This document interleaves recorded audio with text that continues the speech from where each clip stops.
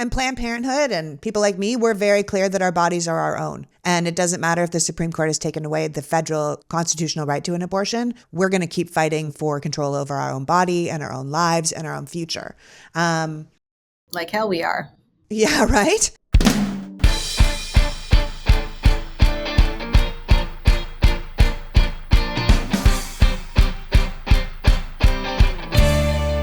Hello, and welcome to the PoliticsGirl podcast. I'm your host, Lee McGowan. Let's get into it. We are living in a volatile time in American history. One entire party is hellbent on taking us backward to the worst parts of our country's history, filled with racism, homophobia, inequality, and the subjugation of women.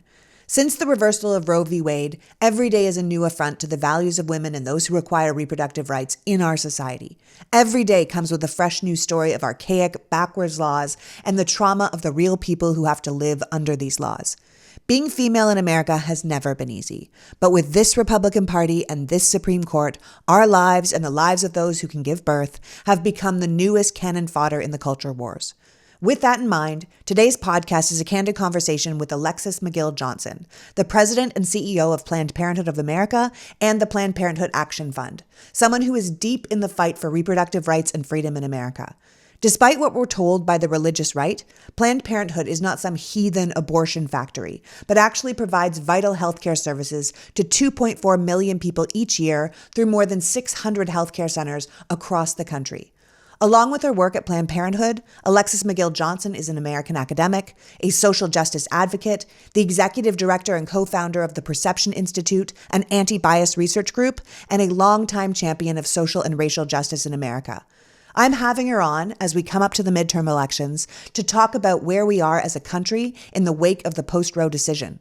Along with democracy, reproductive rights and bodily autonomy are on the ballot. And it's warriors like Alexis who are providing the necessary leadership as we go into that battle for the soul of the nation and for our rights to our own lives. So without further ado, please welcome my guest, researcher, cultural organizer, and tireless champion for social justice and reproductive freedom, Alexis McGill Johnson. Welcome, Alexis. Thank you for having me, Lee. It's really an honor to be here. Well, thank you for joining me. Obviously, the country is in utter turmoil since the reversal of Roe when it comes to reproductive rights. And despite all the hurt and chaos coming out of the red states with their total abortion bans and new felony laws and what I would say is truly heartless treatment of those who require reproductive health care, I think Republicans are already starting to see that their rigid stance against reproductive freedom isn't as popular as they thought, right? In fact, people all over the country are making it quite clear that despite the Supreme Court ruling, abortion rights are not something people are just willing to give away. So what are your thoughts on that? Look, I think you're absolutely right. I mean, in some ways, I think the Republicans and some of these really incredibly extreme legislators are like the dogs who caught the car, right? They don't quite know what to do with it, right? They have been preaching extreme rhetoric that was not in line with literally how our bodies work or how people experience or make decisions, personal medical decisions about their bodies. They were not in line with the fact that it was really incredibly important for us to be able to govern our bodies, not have politicians in the middle of these conversations. They were incredibly emboldened around not even trying to hide an agenda around power and control. And I think it is coming back to bite them because they are seeing how personal it is for so many of us. And they have really, I think, underestimated the fallout and this, 50-year strategy to overturn Roe. Yeah, it's almost like stripping one half of the population of the right to our own body and healthcare isn't popular. Hey, how about that? Hey. There's literally no state where banning abortion is popular, right? And then you tack on to that, criminalizing IVF and IUDs and, emergency contraception, Plan B. It's like, do you even understand the implications of this? No. I know. And so many Republican politicians are now trying to distance themselves from their own rhetoric, right? To win voters. Like following the recent election results in very deep red Kansas, where the voters surprised their leaders by emphatically voting to keep abortion rights in their state. Representatives like Republican Senate candidate Blake Masters in Arizona, who has been running on 100% pro-life message without exception, now scrubbing his campaign website so it reads differently and less about bans and more about limits. And now the LA Times just published an article about how California Republicans are recalibrating their abortion stance amid voter backlash, right? These people are now barely talking about abortion after crowing about it 2 months ago when the Dobbs or anti-Roe decision came down. Yeah, absolutely. Like my grandmother would call that talking out of both sides of your neck, right? I mean, that's what they're doing. They're literally saying, like, having the most extreme rhetoric for months and years and years and years, not just months and months, to have to go back and see Blake Masters actually undo, try to scrub his website free from his pro-life position because it's deeply unpopular, because you are seeing voters, women voters register in mass. You're seeing young voters increase their voter registration. To your point, in Kansas, that blew all of us away. Even people who have been fighting for abortion rights were surprised at the intensity and the robustness with which not just Democratic voters were energized, but Republican and independent women were energized. We saw this in Nebraska, right, Lee, where they couldn't get the 32 or however many legislators to sign up for yet another extreme abortion ban. And so, look, I think that they can't play both sides, right? I think it is really important for us in this moment to hold them accountable to what they have said, because right now, so many of us are being held hostage in our states, and they can't get away with that. Yeah, I think it shows us that reproductive freedom is not just essential to people who can get pregnant, but for anyone who believes in human rights, right? It's a winning issue for political future that we see you. We've heard you. We see you. We saw what you said. And it's not even what you said. It's what you did. You pushed for this, right? They've already passed the, what's it called? The Life at Contraception Act. They've already passed the Right to Contraception Act. That was 2 years ago. They've told us for years what they want to do.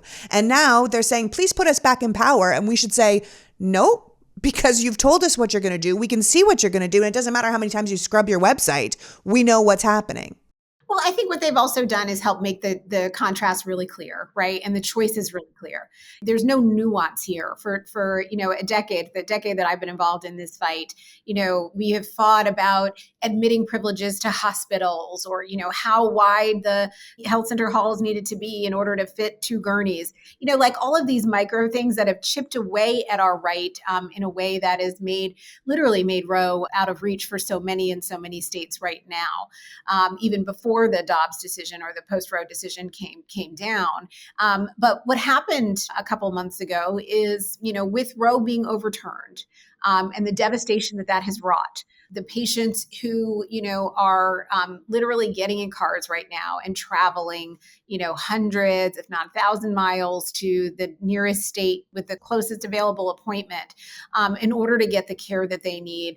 It means that we know who has fought to ensure that people get access to care they need. And we know who has either been very active and extreme or sat on the sidelines. And I think our job right now is to make sure that no one gets to stay neutral, that we tag everybody with an understanding of where they sit. This will be a litmus test for where you sit on this issue and what you are willing to do to fight back to ensure that state by state, we can bring back the care that people need.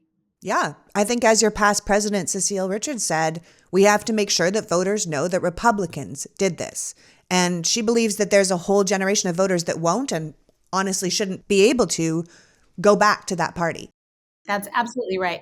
I met a woman in Michigan, and I'll just never forget her. Just a couple months ago, I was traveling there, and she said she grew up as a Republican. She and her husband, aligned. They were like political animals. They've always been very much involved in the fight, and that she had her own personal experience with abortion, which included her husband. And when they came out of that, she said, when the decision came down, she said, "I can't stand with you. You are free to do what you want to do, but I'm telling you where I'm going right now in this moment." And it just gave me such a glimmer of, I trust women to make their own decisions about their bodies and also about their politics, right? I think that there's so many who are kind of becoming very clear about how they are seeing the impact of these decisions and recognizing the fact that they will be holding the folks who made these decisions accountable as well. Absolutely. And it's not just women across America. It's any sort of man who has any sense of human rights, I think, that should be involved in this. I think people often make it a women's issue. It's not a women's issue. Pregnancy and birth are They take two people to tango, right? And I think that there's a lot of people who are clearly outraged watching their fellow citizens' reproductive choices being stripped away from them. 13 states already had trigger bans take effect. We've heard about the 10-year-old girl rape victim in Oklahoma who couldn't get an abortion in her own state. We've heard about the 17-year-old in Florida who was ruled not mature enough to have an abortion, but is apparently mature enough to be a mother. Louisiana forced a woman to carry a fetus who had no skull to term. She had to find somewhere else to go. And then a woman in Texas was just forced to carry a dead fetus until she could find a provider who would give her necessary medical treatment. And I think that's the bottom line, right? It's necessary medical treatment.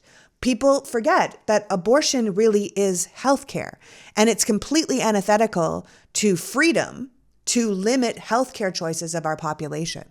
Absolutely. I mean, and I saw a few of these patients and in conversations with providers during SB8 when Texas law took effect. And so we had a precursor of what it would really look like when Roe was effectively overturned or rendered meaningless. And I tell you those stories of patients, and some with intended pregnancies whose fetuses are no longer viable, and being told in a moment of despair that you need to go home and wait essentially until sepsis sets in before you can be treated, and not even thinking through the implications of that, the short amount of time of danger that a patient would experience, once their body becomes, could go into septic shock. It's wild that this is the way in which people don't know how to even interpret these laws and these bans, even in spite of the very good guidance that's coming from HHS. We still have folks like Attorney General Paxton saying, "Oh, that doesn't actually apply to us in Texas." It's overreach for the federal government to force us to take care of, in an emergency situation. I just think that is really what will undo this party, because they pride themselves on trying to be so pro-life and compassionate. I say in my, air Pro-life, quotes. we're using air quotes. Exactly, yes. Pro-life, please go die. Go home to die. Yeah, go home to die. Or some of these states are like the states where we're seeing the highest degree of maternal mortality rates and infant mortality rates. So it doesn't jive. And I think that people see through it and they recognize how devastating these laws and bans are going to be. Yeah, devastating and frightening. I mean, where the Republicans are in charge, they're just eviscerating the rights of people who can get pregnant. And that is utterly changing people's lives, right? They just did a new ad because of this new law in Texas, where it's now a crime to perform an abortion from the moment of fertilization. You have to be actually dying, as you said, to get it. You have to come back with sepsis, like on the table to die. But there's even a law in the courts right now where dying wouldn't even save you, right? It's just a full ban right across the board. And Beto just put out an ad that said on August 25th, everything changed. From this day forward, women across Texas are no longer free to make decisions about their own bodies, no longer free to choose if a pregnancy is right for them or their families. And even in the case of rape and incest, women are going to die from this, right? Texas already had SB8. But now abortion is a felony punishable by 5 years to up to life in prison.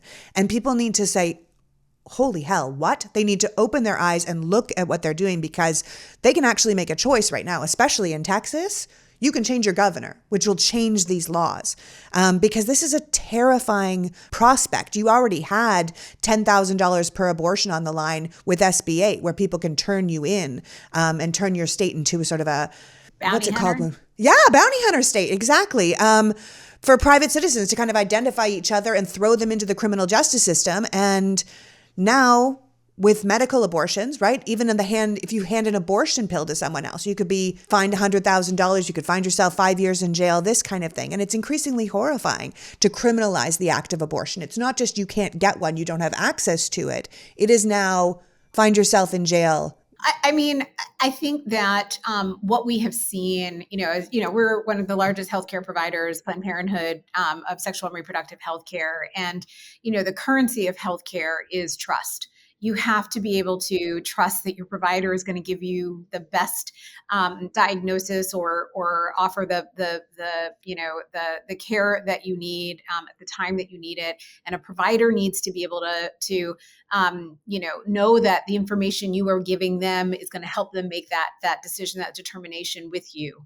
And when you have laws that criminalize, that increase surveillance, that ask people to not share with other people what is going on with them for fear that they may be brought into such lawsuits or now crimes, you are reducing the information flow between patient and provider. You're reducing the ability to really lean into the trust that is at the core of a relationship between a patient and provider. And you are definitely creating situations where providers are afraid to treat patients, even in emergency situations, and where patients are afraid to share what is going on with themselves with their family members and friends. And that means you are increasing stigma. You are increasing loneliness, right? I think about these patients who are just on these long, lonely drives by themselves, sometimes with their children in the car, because most people who seek access to abortion are already parents. I think about what that must feel like and look like in a moment when, we are in a public health care crisis already. We're a few years into a pandemic, and now we are layering on an abortion healthcare crisis on top of that. The weight of what these bans have wrought and how they have just created intentionally this chaos and confusion. That's really the message here, and that's what we have to hold people accountable to. Yeah, that we don't want to live in a culture of fear on top of a medical crisis. Yes. Yes. It's terrible. It's terrible for anyone who's going through it. And it really is, it does break your heart. And it's so unnecessary. I think that's the thing. It's man-made. Like literally, it is man-made. Yeah.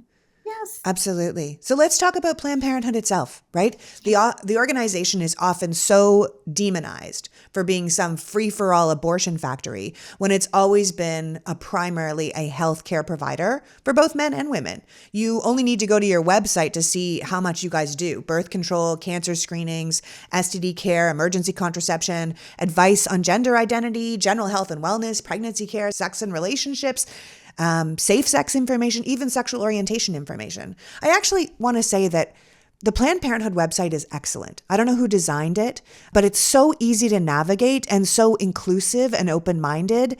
It's just like a great informational portal to any health questions people might have around sex, reproduction, sexuality, gender. You have support for people who are considering coming out. You have resources for parents who are trying to support their trans children. It's really an amazing organization. And I've been supporting it for years financially, and I'm not even sure I was aware of half of what you guys are doing.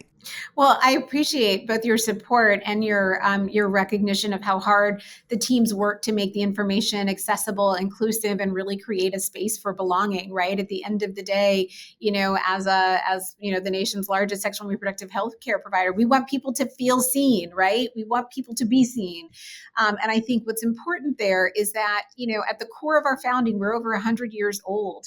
It was based on the premise that the ability to determine when and if you became a parent would help you govern, those decisions governing your own body would actually be the basis for freedom, right? Would be the basis for you to live in the way that you imagined your life to be. And I think that it naturally extends to things like gender affirming, care, being able to live, out and proud in ways that you see yourself. And I think that at Planned Parenthood, we take direction from our patients, right? We listen to what our patients need and want. We put them at the center of the conversation. And I think that really helps us understand how issues with respect to sexual and reproductive health and freedom are evolving. And we try to stay in tune and make sure that we have a really strong intersectional lens on what our patients need and how they need to be seen. Yeah, I mean, Planned Parenthood really encompasses so many elements, which are in many ways attack in the Republicans' version of America. It's not just reproductive care. It's trans rights, LGBTQIA plus rights. You guys are on the forefront of so much of that. And I think people forget because they just kind of pigeonhole you into an abortion clinic. And that's never been what Planned Parenthood was about.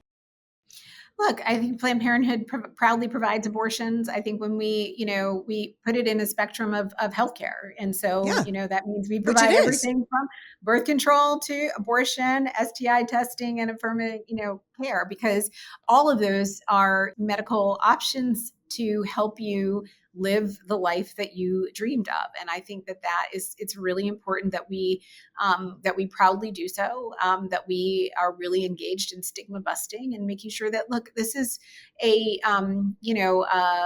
procedure or healthcare that, nearly 1 in 4 women will have in their lifetime, or trans and non-binary folks will have in their lifetime. I think it's really important that we normalize it and make sure that it fits within the broader spectrum of sexual and reproductive health. Yeah, but on the terms of abortion, I mean, you guys are very clear at the forefront of what's going on in every single state. So if people go to the Planned Parenthood website, you're currently doing a series on your blog called The State of Abortion, where you have up-to-date reports on the impact of overturning Roe v. Wade across the country, with sort of on the ground reports of the latest laws and the latest legal fights that we're seeing in each state. So people can go and find their own state and see what's going on and see how they can get involved. Do you find that Planned Parenthood is on the forefront of these fights across the country? Look, I mean, since the Dobbs decision, we have seen a third of states introduce a really extreme abortion bans, and we have been suing in every single one and trying to hold the line, because we know that even an injunction is stopping the ban from going into effect, will help more patients get care at a time when it is critically important. And so, our work right now is to help people navigate the landscape, to understand.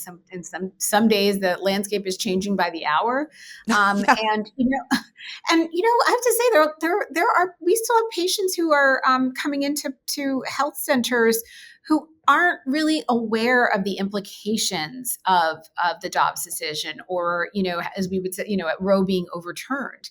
They understand broadly that it means that it's come back safe, but they may not have followed the state by state play to know what an outright ban may exist in their state, or what the additional regulations that a state may enact, right? Because sometimes it's not just like outlawing at conception. Some maybe you can come in, essentially between 5 and 6 weeks if you can find during those days, and then you've got to take 2 mandatory vaginal ultrasounds. You got to see the same provider in 24 hours. The ways in which they have just tried to make it inaccessible without making it accessible, it's difficult to navigate, right? And so I think it is really important for us as a resource for communities to help them understand, kind of state by state, what is happening, and also what's at stake. Yeah. And I think even with the blue states opening to expanding abortion care to out-of-state residents, abortion funds working overtime to get people access to the care that they need, and organizations like you guys at Planned Parenthood and NARAL working overtime, the Republicans have been really clear that if they get back into power, they're going to do a national-wide abortion ban. And so what do you say to that, to people who think they're safe now in a blue state, or they think, oh, well, I could get it under 6 weeks in this state, so it's fine, this kind of thing? What do you say to something to remind them that a national-wide abortion ban would affect every single state and what we could do from there on?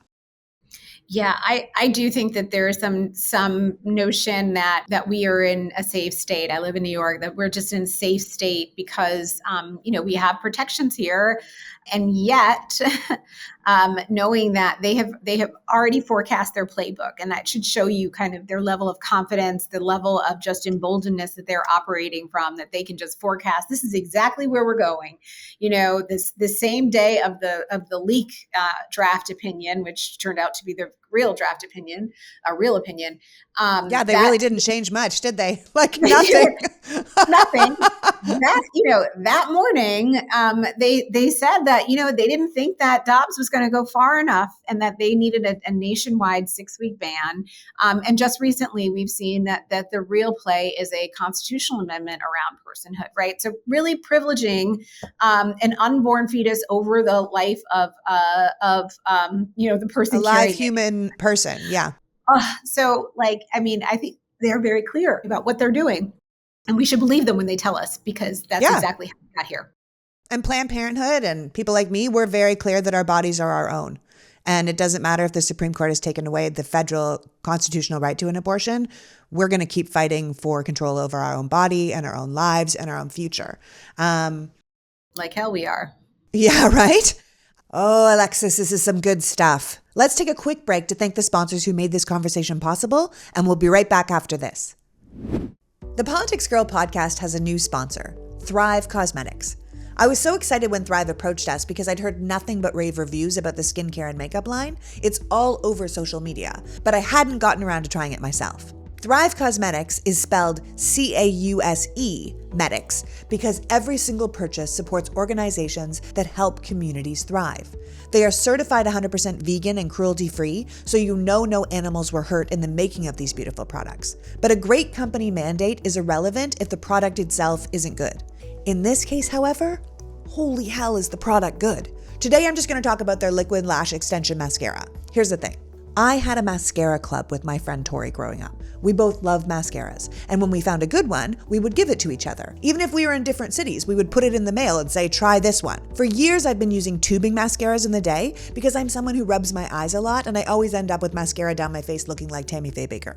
Liquid Lash Extension Mascara has more than 20,000 five-star reviews for a reason. It's ultra-lengthening, eye-opening mascara that goes all day without clumping or smudging or flaking. And when you go to remove it, it's a tubal formula, so it slides right off with warm water. No makeup remover necessary. This is simply one of the best mascaras I've tried in my life, and that is saying something for someone who had a mascara club.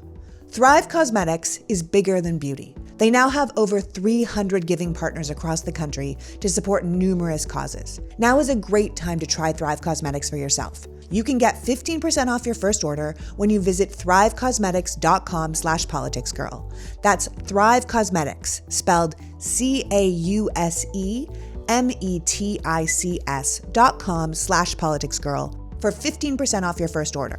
And if you want to bundle your purchase, I would also highly recommend the Brilliant Eye Brightener and the Liquid Balm Lip Treatment. Those are also truly excellent products. That's thrivecosmetics.com/politicsgirl. Now men, I don't want to zone you out as I stay in the feminine for our next sponsor, Third Love. I've always said that Third Love is a bra company, but you don't have to have boobs to like it, use it, or support it. People buy gifts. People turn their loved ones onto things that they think they might like. And I'm telling you, the bra wearers in your life will love Third Love. If you've listened to this podcast before, you know that I pretty much only wear Third Love bras now. They fit better, they look good, they don't gape, they put a lot of thought into data-driven approach to sizing. After Third Love found out that 50% of women were in between sizes, they invented half cup sizes, and now they carry more than 60 sizes from A through H. They've improved every detail of the traditional bra, like tagless labels, slip-free straps, and fabrics that feel like second skin. And much like our last sponsor, Third Love also prides itself on giving back. They have donated over $40 million in bras to people in need, partnering with organizations nationwide. In fact, Third Love is the largest donor of undergarments in the US. So break the bad bra cycle with Third Love and join more than 10 million happy customers and counting. Take the fitting room quiz and get 20% off your first order at thirdlove.com/politicsgirl. That's 20% off when you shop at thirdlove.com/politicsgirl. I love the fact that I partner with companies that I really believe in because I know you won't be disappointed by their product. thirdlove.com/politicsgirl. When Everlywell approached me to be a sponsor, I was thrilled because I already had gone out and chosen their product on my own. When I wasn't feeling well and I couldn't quite put my finger on what was wrong, I ordered the Everlywell food sensitivity test and did it at home. Everlywell is digital healthcare designed to be affordable and transparent. With over 30 at-home lab tests, you're able to choose the test that makes the most sense for you to get the answers you need. Everlywell ships products straight to your home with everything you need in one package. You collect your sample and then use your included prepaid shipping label to mail the test back to a certified lab.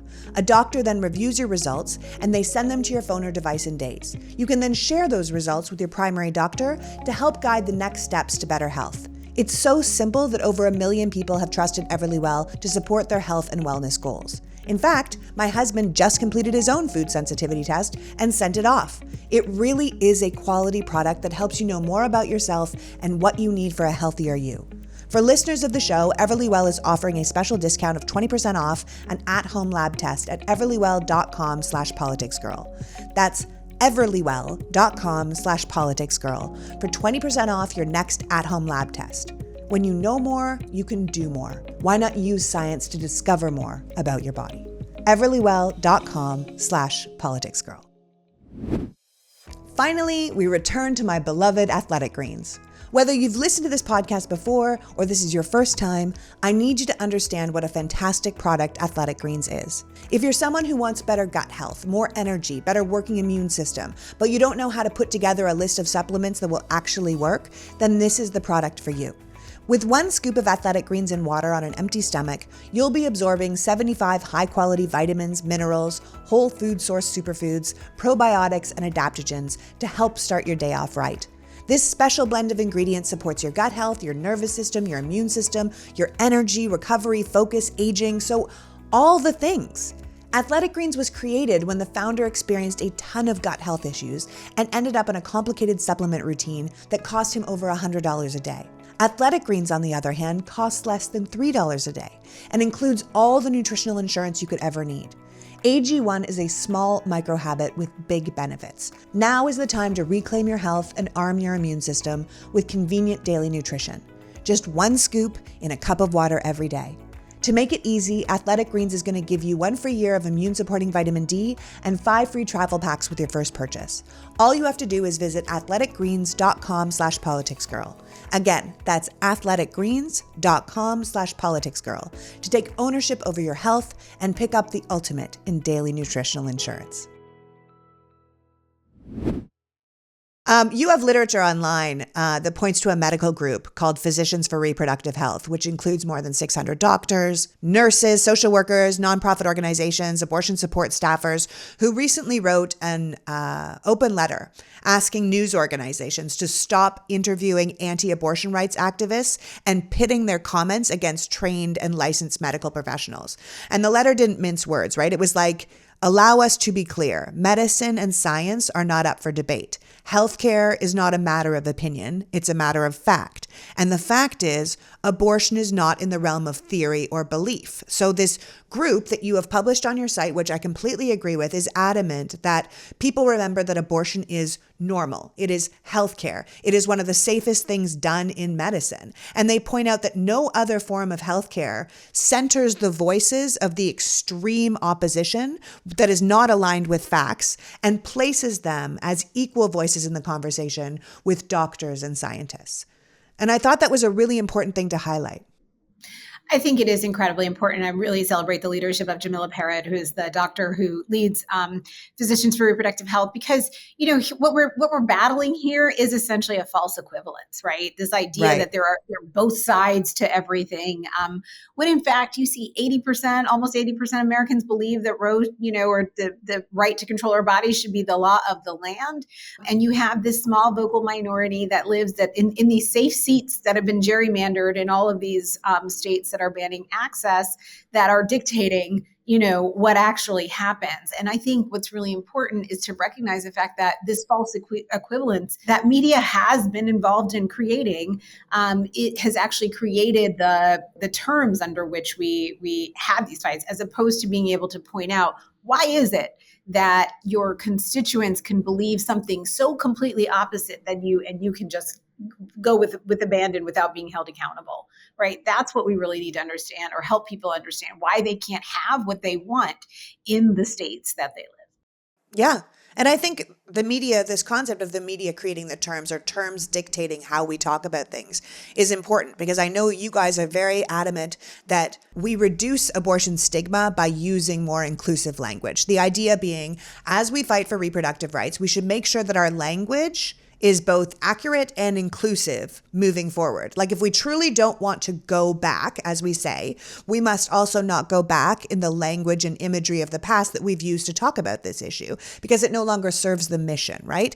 That as we're going to fight for these essential rights, that there is a new and more evolved way to talk about it. So I actually thought maybe you and I could talk about terms. We could go through some of the changes in the mindset of this rebranding. So people who are out there fighting, talking about this, moving up to midterms, fighting for rights and reproductive care around the country, are using the terms that the leaders of the organizations really feel would be more inclusive. Do you want to go through that with me? Sure, that sounds great. Great. Okay, so instead of women's rights, you suggest we use the term reproductive rights. That seems pretty obvious. Yeah, it does seem pretty obvious. And I also think that, here I think we actually can be more inclusive by naming more, right? I think reproductive rights is the broad spectrum. I think we can say women's rights, trans rights, non-binary rights, people with a uterus. You can say all of those things so everyone gets to be seen and has a sense of belonging in the space and the movement, and also, ensure that what we're talking about is the fuller attack on our sexual and reproductive health care. Okay. And instead of saying harm women, you suggest we say harm people seeking abortions.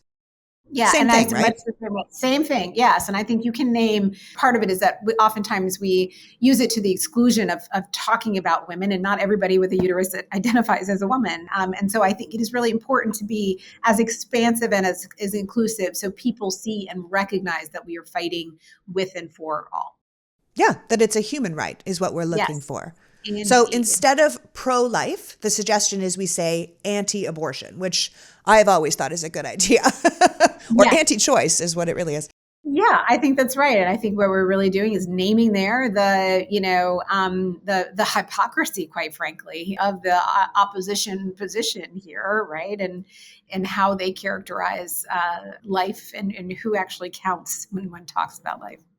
Yeah, I think that's I know a lot of huge people one. say pro-birth instead of right. Well, that's it, right? Because once they're born, like, forget about you. We're not going to work on your health care or your rights or anything to help you out. It's pro-birth. But what about pro-choice? You prefer we would consider saying we support a person's right to access to a safe and legal abortion. It's different than pro-choice. It is. And I think sometimes we use choice as a euphemism without actually being comfortable saying the word abortion, right? I think that there has become a stigma around saying the word abortion. I think we should name the actual healthcare we're talking about. Right. And I think we need to recognize that not everybody has a choice, right? I think that choices are afforded to many people with many luxuries. And I think that sometimes, what may seem like a choice is a false choice. And I think we need to be conscious of how that word itself plays out around decision making. Yeah, that often there are certain people with privileged positions who have access to everything. And so it's their choice. But then there's other people who really have no access to safe and legal abortion based on where they live, based on who they are, based on how they grew up. And what we want to be promoting is everyone's right to access a safe and legal abortion. Yeah, or they may not have access to, participation in the economy. They may not have access to medical care. They may not have access to expand, and I think that we have to be really clear that, that when we're talking about choice, it is, I think sometimes a challenging frame when we want to be inclusive of people's experiences. Yeah, and I actually love the concept of people are afraid to say abortion, that we have tried really hard. I mean, I do it myself. I talk about we should be fighting for bodily autonomy because it's harder to debate the concept of bodily autonomy. I also think it relates to things like end of life care, trans people's rights, that kind of thing. I feel like bodily autonomy, we all have the right to our own body, and you can't tell me what to do with my body no matter who you are. And you have no right to touch my body unless I tell you. You can't even take organs from my body if I'm dead without my express consent before I died. And right now we've created an America in which you can use my uterus against my will. And that feels deeply wrong. And it also feels like a slippery slope to what if I say, well, I'd like to use your kidneys against my will. It seems like a very weird slippery slope we're putting ourselves on. But I like the concept of people not being afraid to say abortion, because as you said, your statistic before, 80% of Americans believe abortion should be legal, that we should have access to health care. And people don't want to imply they like abortion or they're going to use abortion. And so they try and even, I don't know if whitewash is the term, but whitewash the term so it doesn't seem as abrasive. But we should just be okay to say abortion. Abortion is healthcare, and we could be pro-abortion. It doesn't mean we want to use abortion as a form of birth control, but the act of getting an abortion should be something we shouldn't shy away from. I think there it is. I think that part of what we are responding to is how effectively the opposition has messaged on abortion, right? What we should be saying is that we trust people to make their healthcare decisions around their own bodily autonomy, right? And so if that is the case, right, that we trust people to make decisions about their abortions, and what I think what we are constantly responding to have been these stereotypes that have largely been racialized. The notion that the Black mom or the woman of color or the low income mom is using abortion for, to what you just said, it's like birth control. It's like, no, we're reinforcing their messaging as opposed to saying that this person is making a decision about their own body and their own future. And that's what we need to be doubling down.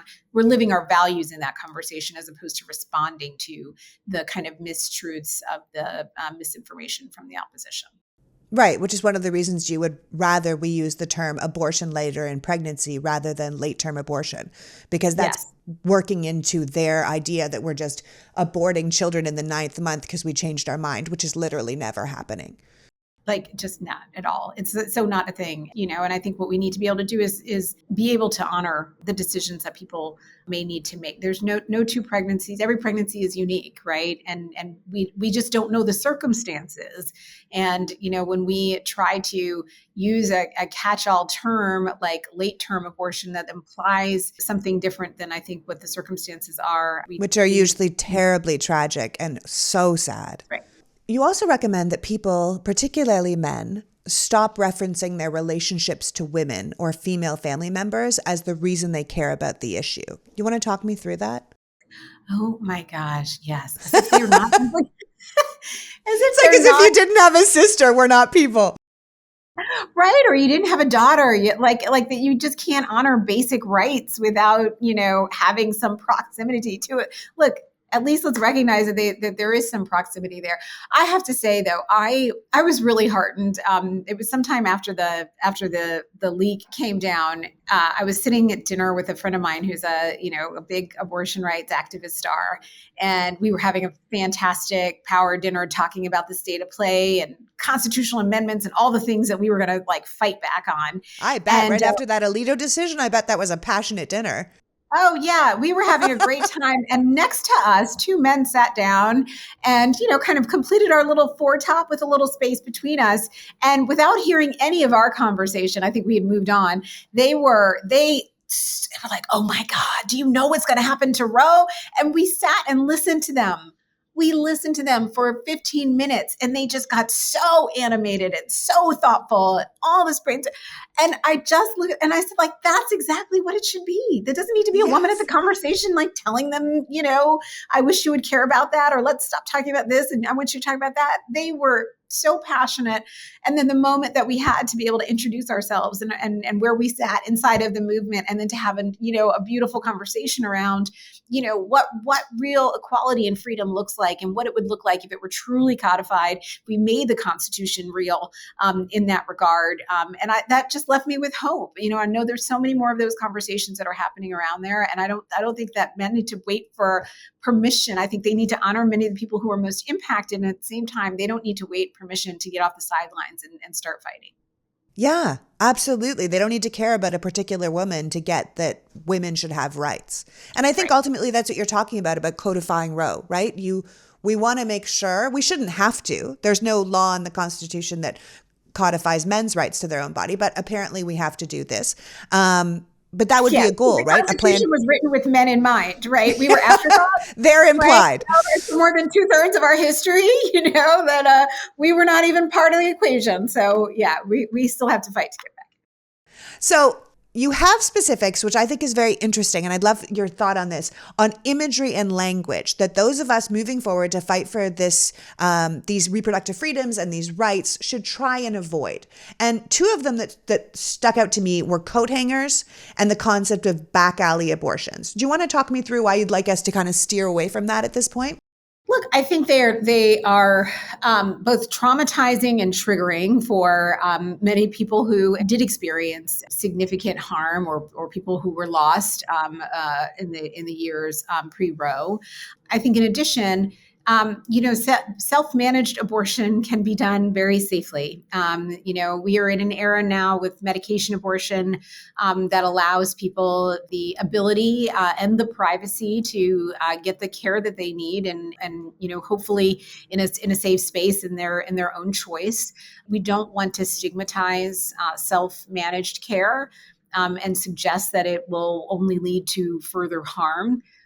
because we know that many people will come to rely on such critical care, and have been for decades. And so I think it's really important that we talk about the reality, the current reality of what self-managed care looks like. And look, I think we all recognize that that the many tragedies that happened pre-Roe, and the many that will happen now, right? I mean, I don't think we should be, as we talked about early, as the medical journal Lancet said, that people will be harmed by the care that they do not get. But I think it is really important and incumbent upon us to normalize and educate people around what self-managed care looks like and can look like today. Yeah, and that we don't want to suggest that all illegal abortions will be unsafe, because there will Right. be a lot of medical providers that give absolutely safe and correct guidance. They're just doing it against the law that is against our rights to begin with, right? And because we've had all these medical advances and access to abortion pills, and self-managed abortions don't have to necessarily just be a coat hanger or throwing yourself down the stairs, or these horrible stories we heard pre-Roe. And back alley abortions in general sort of wrongfully depict abortion providers, people that help out, as unprofessional or unexperienced or ill-equipped or dangerous. Like we all watched Penny and Dirty Dancing. They're not all folding table monsters, and we want to make sure we don't demonize these people that actually will be helping women, and people who are pregnant. And who are just, quite frankly, heroes, right? Right. Yeah. Who are doing what's best for their patient. Absolutely. And that goes to the same thing where we would prefer that as we move forward, we don't use the term Underground Railroad, because it co-opts yet another movement that was led by Black women across the country. And it also erases the important and visible work that abortion funds are doing across the country that are really helping to get people the care that they need. And it is in the light. It's not an Underground Railroad thing. It is really in the light. The Underground Railroad was its own thing, and it belongs in its own time. And the people that were part of it deserve their own respect. And we need to have a different version that talks about it, which I think is the same as, referring to third world countries, or equating this kind of behavior that's happening in the States right now with the Middle East in a negative way, like calling the Supreme Court the Taliban, or talking about Sharia law, because it plays into Islamophobia, right? And it perpetuates this false narrative that this kind of behavior never happens in the US, because it certainly is happening in the US, and we don't need to be equating it to somewhere else. Absolutely. You are a star student, Lee. I think you captured it all. Oh my gosh, it's my favorite thing. I'm such a nerd. I know. No, That's I'm my like sweet nerding out spot. with you.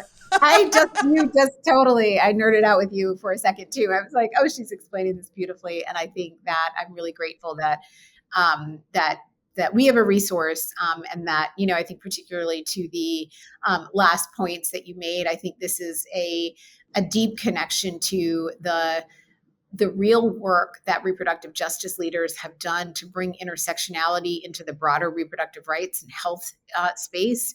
And I think it's really important, as an organization that is a reproductive health and rights organization, not a reproductive justice organization, that we get as aligned, and using our platform to lift up and honor the work that so many who continue to do incredible work to center the people who are most impacted are leading.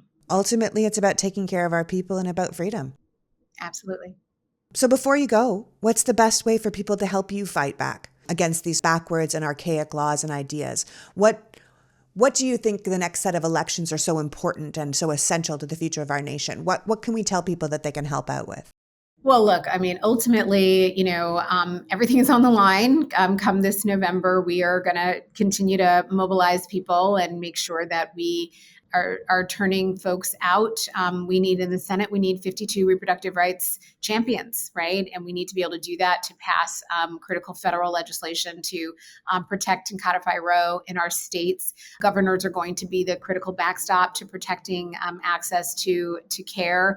I think, as you alluded to, the fight in Kansas, to Pat Ryan's victory in upstate New York, they have, I think, created an important playbook for recognizing the fact that, that there's so much more that is winnable than I think we typically, believe when we run on reproductive rights. And I think that having those proof points, having politicians literally running away from their horrible anti-abortion records should go to show you, right? And so I think for anyone looking to support the President of Planned Parenthood Action Fund, our priorities are going to be in states like, Georgia, Nevada, Minnesota, Pennsylvania, Arizona, North Carolina, New Hampshire, Michigan, and Wisconsin.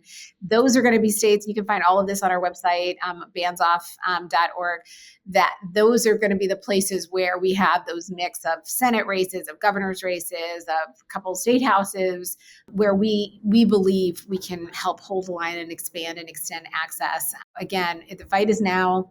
It'll be in November, and it's going to be, every election for the foreseeable future. That's the only way we actually win and sustain those wins.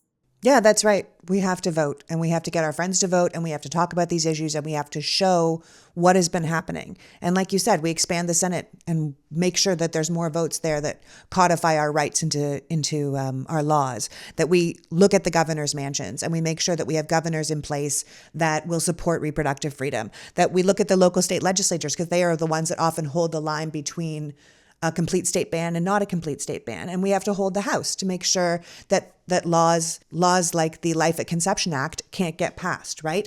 Ultimately, they can help by going to websites like Planned Parenthood. And you've done the research. These are the states that need the help. These are the states that we can hold the line. And then we can support you in supporting ourselves and supporting freedom in America. I think that's essential. I want to thank you for being here with me today, Alexis. I know first and foremost, you consider yourself a researcher, and there is certainly a lot of data to collect right now to get the best results for the country. But I so appreciate your insight and your work at such an important organization like Planned Parenthood at a time like this. So thank you so much for taking the time to talk to me when I'm sure you are endlessly busy. I really appreciate being here, Lee. I thought it was just a fantastic opportunity to connect to you and to, I hope, help people understand how we got here and have some thoughts about how to get out.